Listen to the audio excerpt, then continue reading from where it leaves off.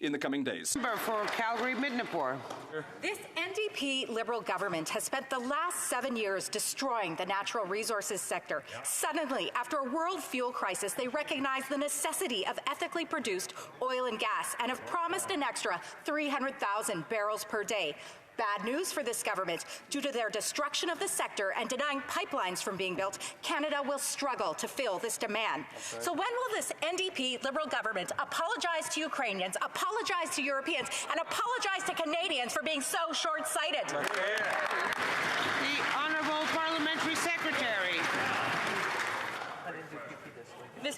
Madam Speaker, the current situation in Ukraine underscores the importance of energy security of our allies in Europe and around the world, and our country is in a secure position in terms of energy supply. As Europe needs to address the geopolitical and socioeconomic challenges presented by the Russian invasion of the Ukraine, we're considering all measures to preserve energy supply chains in Canada and around the world. Madam Speaker, as the situation in Europe changes, we are working to ensure reliable energy supply to our allies, Europe, around the world, and it's recognized that we are doing the work necessary. The Honourable Member for Calgary-Midnapore. Well, not only did this government not build any pipelines, they eliminated hundreds of thousands of jobs in this sector. And to add insult to injury, they called it a just transition.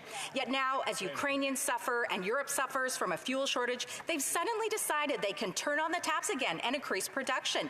This is after thousands of Canadians lost their jobs, lost their homes, went bankrupt, and were also displaced. So I have a question for the minister.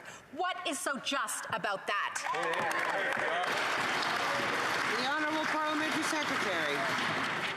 Madam Speaker, I also want to clarify for the member opposite the role of oil here in Canada. As far as under our government, imported oil has consistently decreased to the lowest levels in 10 years. The majority of oil that's imported in Canada comes from the United States, 4 out of every 5 imported barrels. Can we have order to listen to the answer to the question? The Honourable Parliamentary Secretary. Some of the refineries in Ontario and Quebec import exclusively from the United States. We are working with Canadian energy workers to ensure the sector is supported today and in the years to come.